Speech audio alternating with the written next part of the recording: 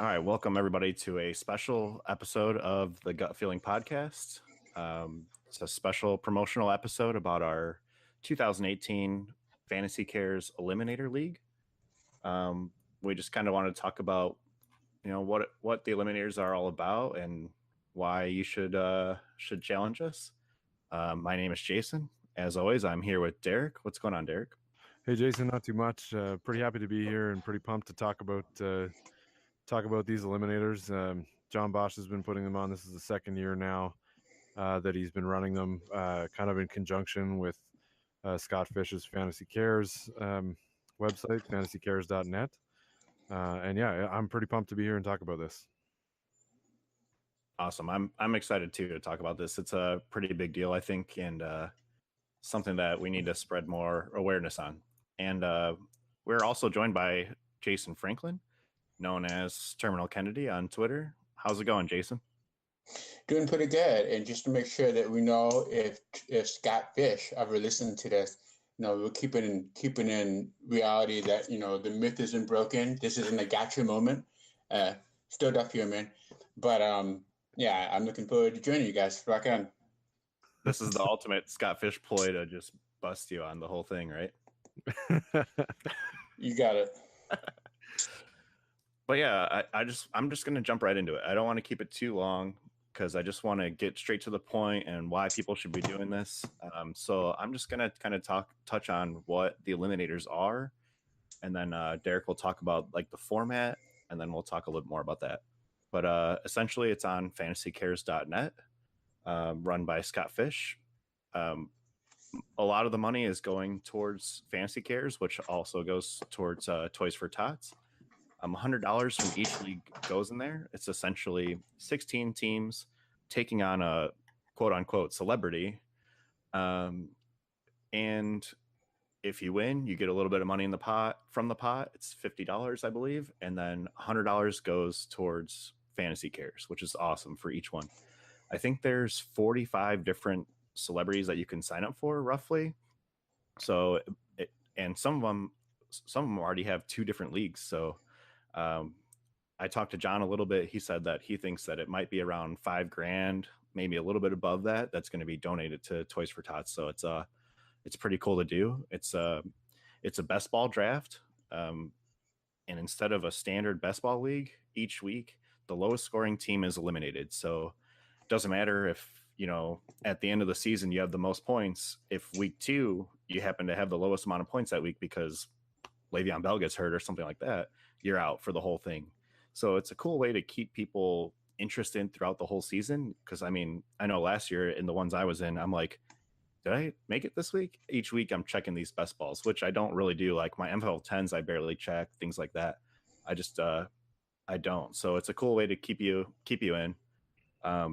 Unique lineup and unique scoring that Derek will talk about.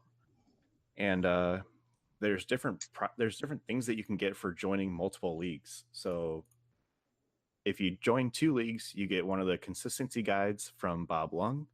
If you join 4, you'll get 1 month of subscription to Dynasty Trade Calculator. 7, you'll get either the Devy Report or the Orange Report, whatever one you want. And if you play in 10 leagues or more, you'll get all 4. It says all 4 prizes. There's only 3. I think that you get the Devy Report and the Orange Report. Oh, that makes sense. Plus that the makes sense. DCC.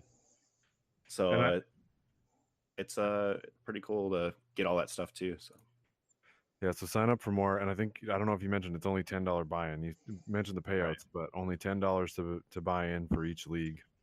Yeah, and there's tons of different celebrities on there. Just go to fantasycares.net and check them all out. Obviously, we're running one. That's kind of the whole point. So definitely sign up for ours. I know we're about halfway filled, I think. So definitely some spots left. Yeah. So you mentioned, do you want me to jump into this part now, Jason? So Jason mentioned that the lineups and settings are a little bit unique. So while it is an eliminator, it's not just your typical best ball either. There's only 8 starting positions. You can start 0 to 2 quarterbacks and 0 to 8 of every other position, including kickers and team defenses. So you could actually, if you so chose, draft all defenses and start 8 defenses every week. Not that I would recommend that strategy. I tried something like that last year. It didn't work very well. But you could, it's 0 to 8 of anything except only 0 to 2 of quarterbacks. And then the scoring is unique to at each position as well. There's some decent deductions for interceptions if they're thrown. But the biggest things are, I just got to find them here. So it's only 0.75 PPR instead of your standard 1 that a lot of people do. There is also, got to find here, there's also an extra 0.75 PPR for tight ends. So it's a tight end premium with 1.5 total PPR for them. And then I think the rushing yards for running backs is actually 0.125 points for every 1 yard instead of your normal 0.1. So every 10 yards gets you 1.25 points. So running backs are a little bit of a premium. 6 point per touchdown. But so it's essentially a super flex league with a little bit of running back and tight end premium. And then you've got 0.7 PPR for both running backs and receivers. So it makes you think about your draft strategy a little bit more.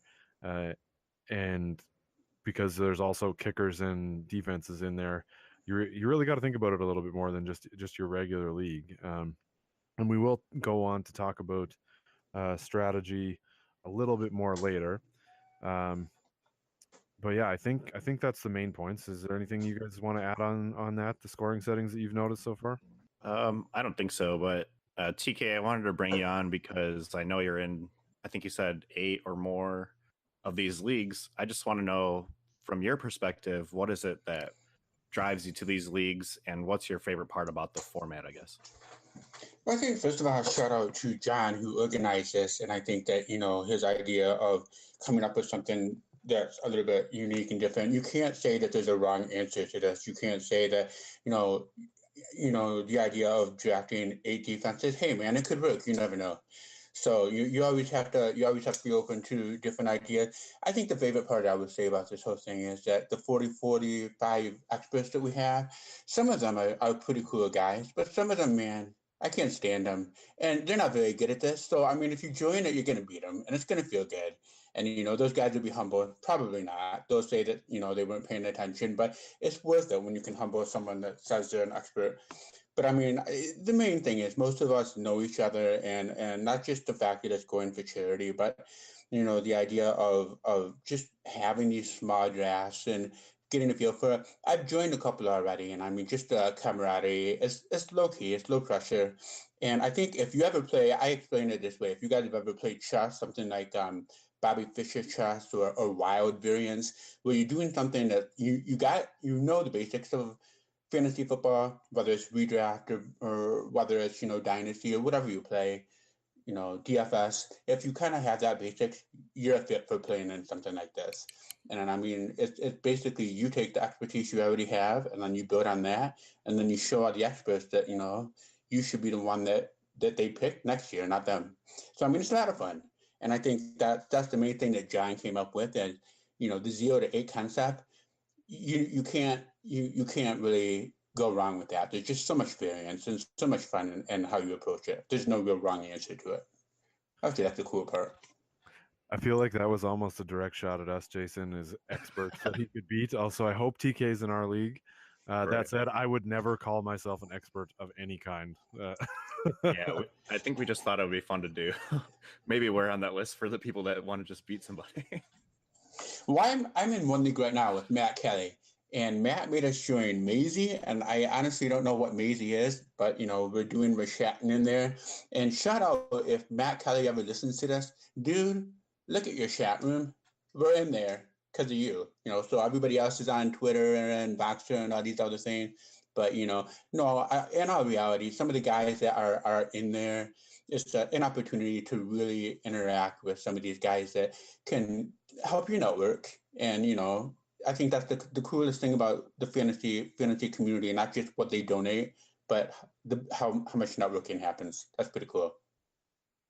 Yeah, that's a good point. That's one of the things I like about it too. And it's just like each league that you join, John is making a separate Twitter group chat with everybody that's in it.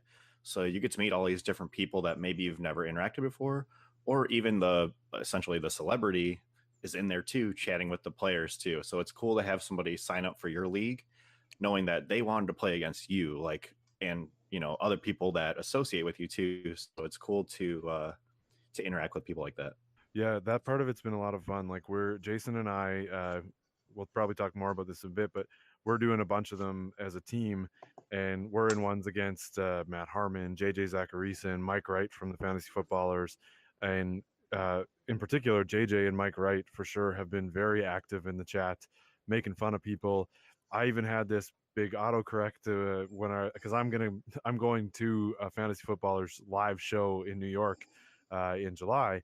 And I mentioned that, but I had a bad autocorrect, and Mike Wright himself tweeted it out, just calling me out with a screenshot of the autocorrect, and it was quite embarrassing. So it's been kind of fun interacting with the guys, and yeah, that's a really awesome part of it.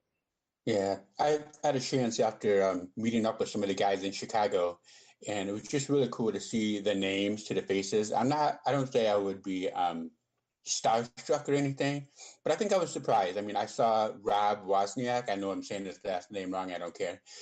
It struck me how short he was in real life. He's such a cool guy in person, but he's such a little guy in real life. And Andy Behrens, I mean, Andy's a cool guy, I mean, he's great. He knows his stuff. Boy, does he have gray hair. I mean, so you get all these different personalities when you meet them in person, and you get a chance to see who they really are. And, I don't think Scott Fish will ever admit this, but the first time I ever met him, he had this cool, funky earring in his right ear. And ever since I mentioned that, the guy's taking the earring out. He's growing peach fuzz on his face. I mean, but I'm telling you, when I met him, he had no peach fuzz on his face. I don't even know if he could. Second time I met Scott, I mean, this guy who's the one where him and John who kind of are organizing the whole thing. I met him down in Minnesota, and I think he shrunk. He got shorter because he got real scared. We were by the roller coasters, my daughter and he saw us in maybe 3 minutes, and dude just took off running. So I don't know, maybe, but that's the cool thing about these whole eliminators is the idea of putting a little bit of a reality behind the people that we meet online. I think that's just awesome. Kind of a cool thing. But and again, the experts the idea of just being able to share strategies and talk about it, and I think that Jason said he was going to start that next. But just talking about strategy, if you practice strategies here, it's going to help. It's going to carry over in your other leagues, so that's kind of cool. Yeah, well, let's just jump into it. I don't know if that last part is true for what Derek and I have been doing, but who knows? I think it'll work. I think we both agree it'll work, which means we'll probably get eliminated right away. But we also came to it kind of independently, but also agreed on it. So it's just like right. I think it's the right play. But anyway, I think it was one of us mentioned it, and the other one was like, "Yeah, that's what I was thinking. Let's go for it." And we haven't argued too much about players, but so essentially, what our strategy has been so far. Now we're in about half of what we signed up for, I think. Our strategy has been to start with a high floor. So we're starting with running backs. Our first 3 rounds have been 1 running back, essentially, and 2 quarterbacks. So we want to get that super flex spot in, get our 2 quarterbacks in, and start with a high floor. But then after that, we're kind of going off the rails, where I've noticed that we're the first team easily to take a defense. Now, with the scoring settings the way they are, the defenses have, last year at least, scored pretty well. So we're trying to raise our floor that way. And then later on in the rounds, going after like the high upside guys, the guys who can just randomly have these higher point games to try and boost us to the top. So not just be the ones eliminated, but to try and be higher up there in the standings overall, I guess. Yeah, and like I think I didn't go through when I talked about scoring, I didn't talk about the defensive scoring because it's hard to kind of break it down. Right. But they actually, I think, I don't know what's in standard leagues that have team defenses, but the defensive scoring seems actually to be quite high. And I think that the first time we really talked about this being our strategy was in Scott Fish's first league that we're doing with him. I think it was round 5 or something, and Jason's like, let's take Jacksonville. And I looked at the scoring and it was like 100% we're taking Jacksonville here. And then we followed it up with taking the Rams the next round. So we took 2 defenses in rounds 5 and 6 or something like that. Right. And it's a totally odd strategy, but I mean, they score. So as Jason was saying, high floor, because it's an eliminator. So early on, you just don't want to be eliminated. So you just don't have to be last. So if you can get some locked in points, you're going to last at least later into the season. But then the longer you go, that's when you start needing more upside, because you need to start being higher than the people that are left. So it's I don't know if it'll work long term, but I think that it's a way better strategy. As I kind of hinted at earlier, I only did, I think, 1 or 2 of these last year, but I was like, man, I can go 0 QB, and it's essentially Superflex, so 0 QB is a stupid way to go. But I tried doing that, and then I ended up with like Patrick Mahomes and somebody else who didn't even start, and I basically was 0 QB, and I somehow managed to make it to about week 7 or 8, but I was second last every single week, so I was just hanging on by a thread, and then I finally got eliminated. Right. What have you been employing so far, TK? Well, one thing I gotta add one thing. Robert Robs, if you guys ever get a chance to meet the dude, you're gonna love him. But there are some people on some of the eliminators that I just can't lose to. You've always got these one guys that you can't lose to, and so I would say, starting with the floor is a good idea.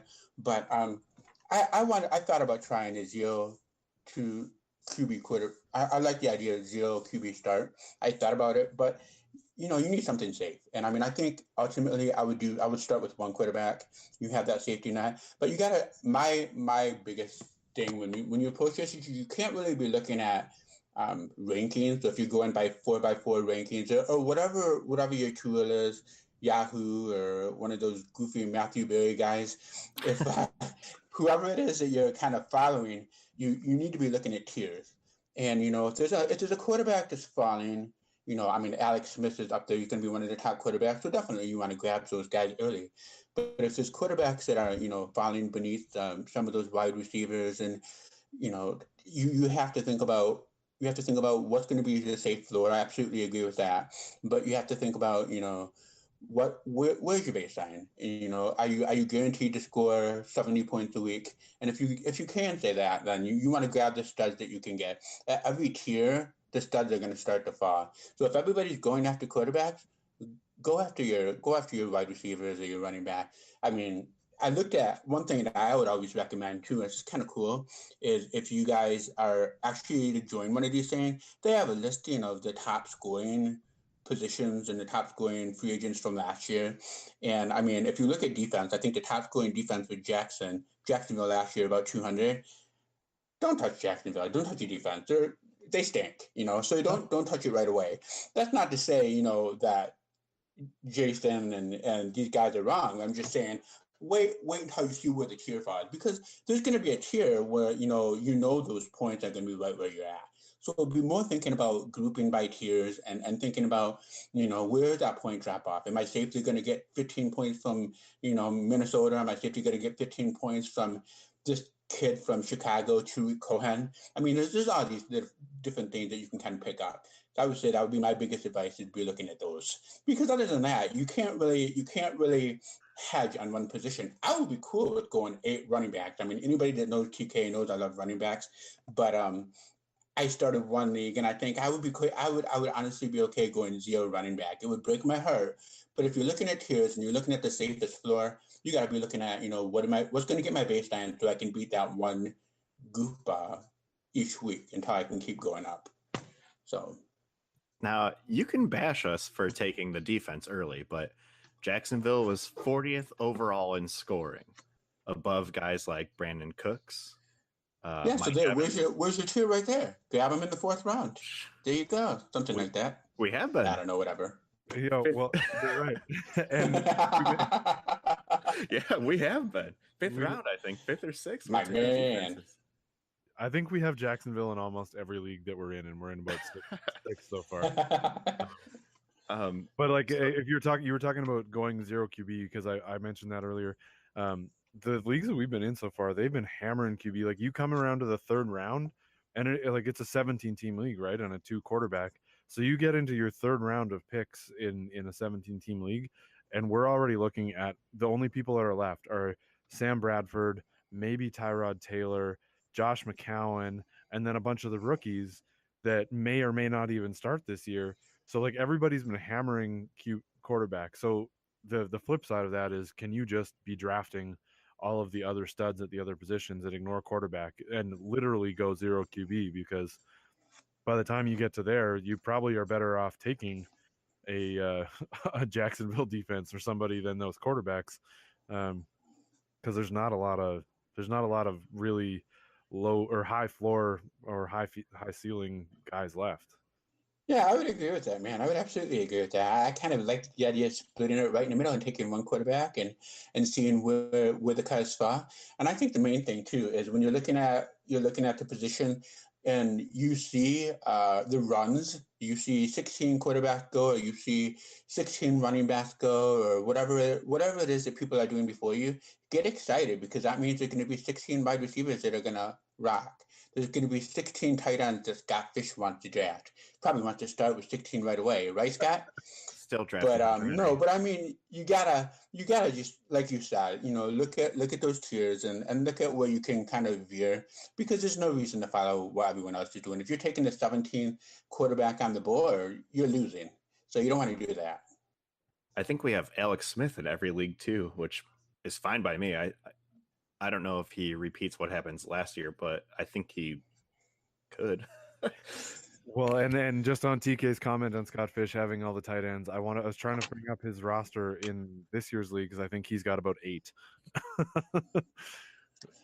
Pretty much. But I can't find it. That's his classic pig strategy, right? To all tight ends.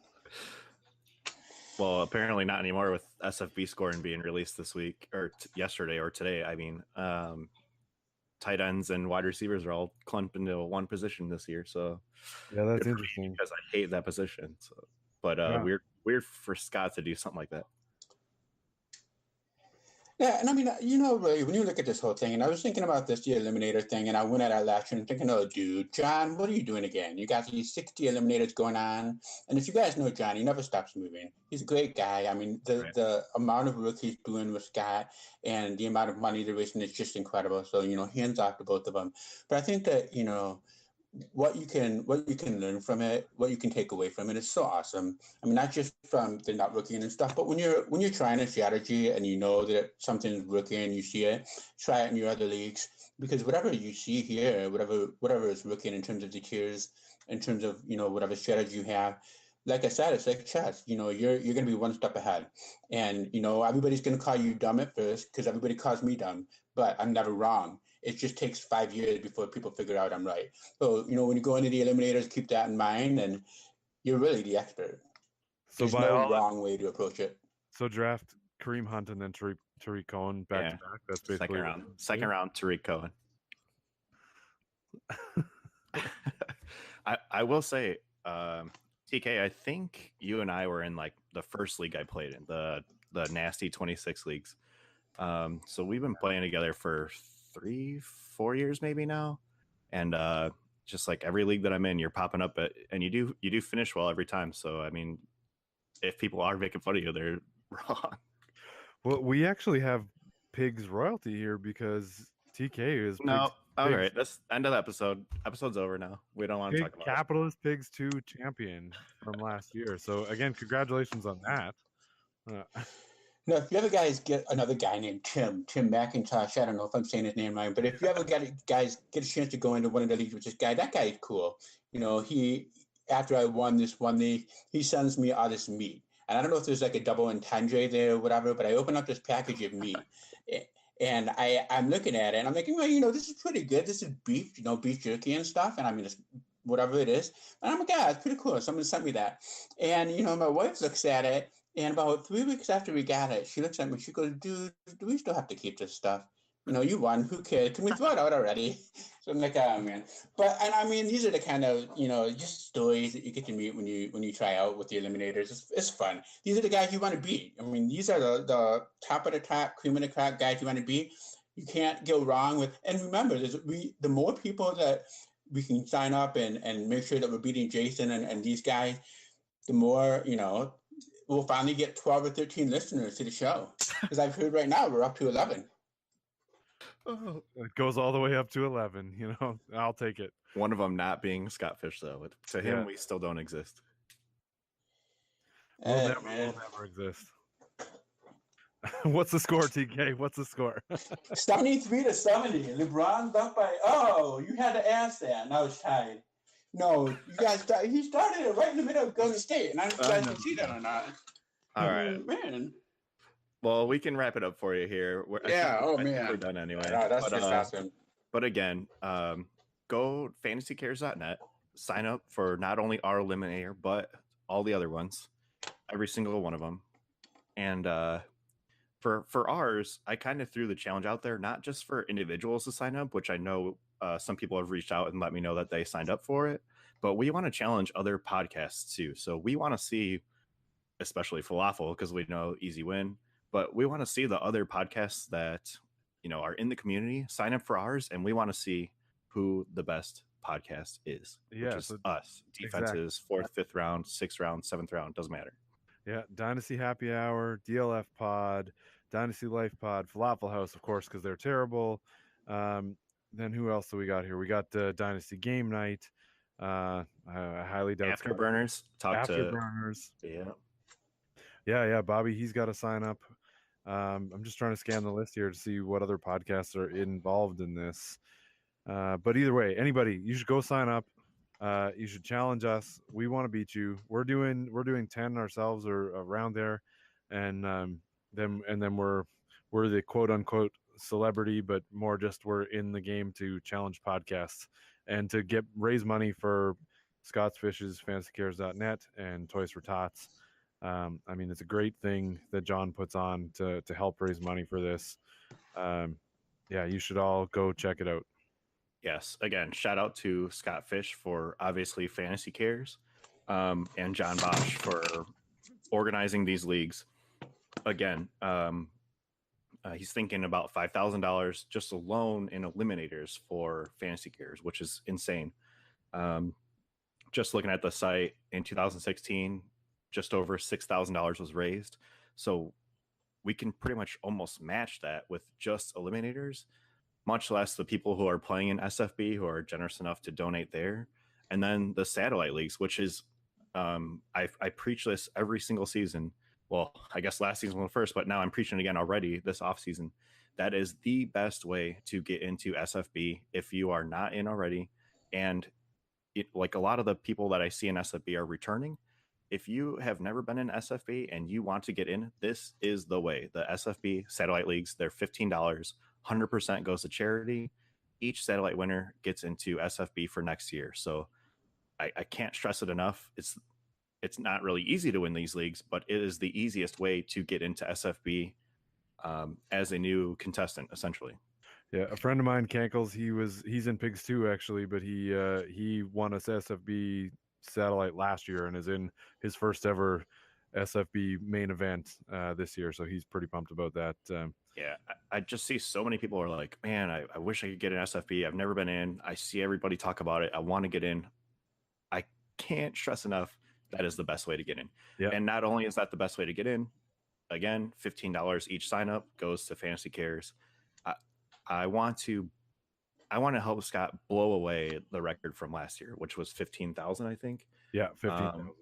I think 20,000 is a realistic goal for Fantasy Cares. I mean, it's at 11,600, pretty close already, and it's only June basically. So let's get people signed up for not only the eliminators but also the satellite leagues, and let's crush that goal. All right, thanks for tuning in, guys. Thanks for joining us, TK. It's been awesome having you. Really good to finally chat with you. I've been in leagues with you since Pigs 1 for sure, and maybe before that. I don't remember for sure, but I know Pigs 1 I've been with you, and you're one of my favorite people to play against and trade with. So it's awesome having here.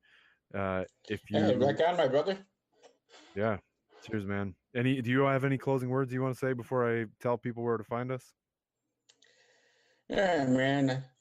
just remember that the charity aspect of the dynasty community is unbelievable, and you guys, anybody who's part of it, it's just an incredible component of it. From what Scott has started, from what John has started, you can't really get a post on it when you look on Twitter, or you look on Baxter, whatever you see. But I think that these leagues are just one extra way where you can see how cool and generous this community is. Why it's an awesome part to be a part of it, and we're happy to have you. Whoever's joining, it'd be amazing to have you guys join it too. Now, before you close out, Derek, I did speak to Julie Bissonette before I talked to TK about jumping on, because I know she's in a ridiculous amount of Eliminator leagues. She said that she was too scared about two Canadians being on at the same time, which is perfectly reasonable. Wait. That's what I said to her. But it's my beard. My beard scares her. Yeah, I'm gonna talk her into jumping on sometime this season. I just wanted to shout her out because she is playing in a ton of these Eliminator leagues, and obviously in Pigs with Us. She's an awesome she's an awesome manager in the leagues too. But I just gotta kind of get her on a Canadian podcast or something with us. Yeah, let's have Canadians dominate this podcast. We got two Jasons on now. I guess we can settle for two Canadians. Yeah, there you go. Right on. Works for me. All right. Cleveland's down by 7 now. This isn't working out. We got to keep going for another hour. Gotta keep going. Well, we'll let TK tune back into the game. But if you want to find the podcast, you can find us at Gut Feels Pod on Twitter. The Jason is at Jason Tran. I am at the FFRX, and TK is at Terminal Kennedy, as we mentioned. And you can find our podcast in the Falafel House feed on any of your major podcast places. And yeah, you know what? I've never put this out there, but if you want to email questions to the show, it's at gutfeelingpodcast at gmail.com. And yeah, thanks for tuning in. Thank you guys, and thank you, TK, again. Rock on, my man. Peace out.